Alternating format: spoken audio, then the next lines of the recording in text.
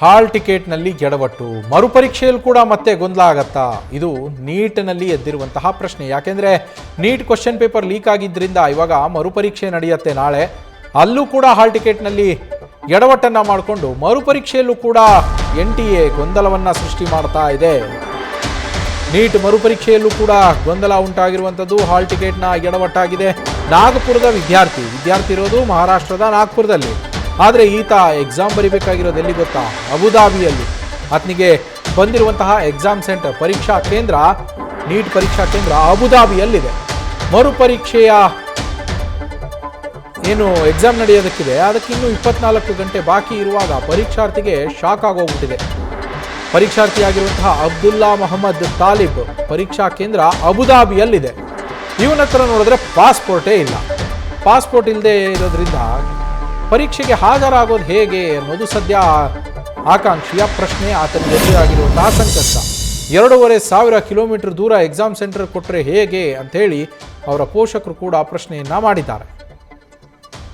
ನೋಡಿ, ಗಮನಿಸ್ತಾ ಇದ್ದೀರಾ, ಅಬುದಾಬಿಯ ಎಕ್ಸಾಮ್ ಸೆಂಟರನ್ನು ಮಹಾರಾಷ್ಟ್ರದ ನಾಗ್ಪುರದಲ್ಲಿ ಇರುವಂತಹ ವಿದ್ಯಾರ್ಥಿಗೆ ಕೊಟ್ಟಿದೆ.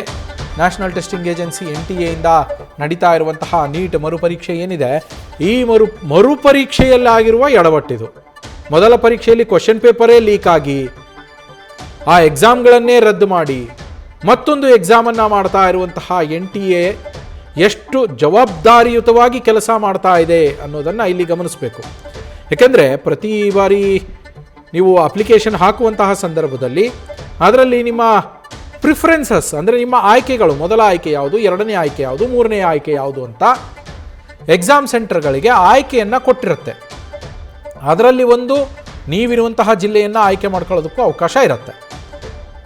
ಅದು ಎಕ್ಸಾಮ್ ಸೆಂಟ್ರಲ್ಲಿ ಆ ಜಿಲ್ಲೆ ಇತ್ತು ಅಂದರೆ, ಇಲ್ಲದೇ ಇದ್ದರೆ ನೆರೆಹೊರೆಯ ಜಿಲ್ಲೆಗಳು.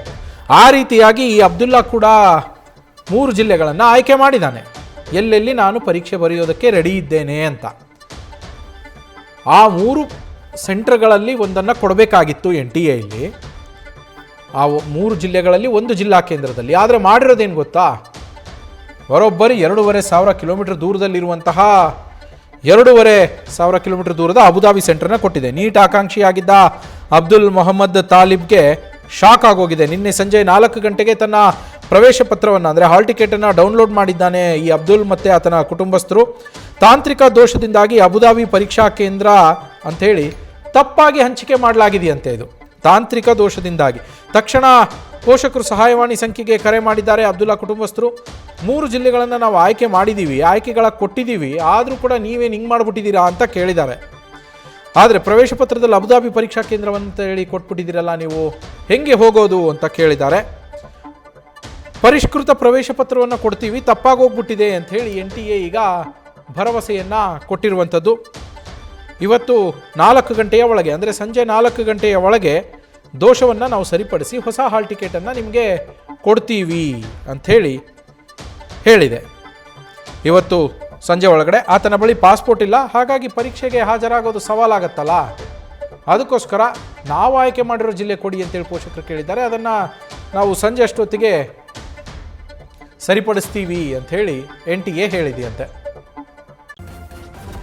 ನ್ಯೂಸ್ ಫಸ್ಟ್, ನಿರ್ಭೀತಿಯಿಂದ ನಿಮ್ಮ ಪರವಾಗಿ.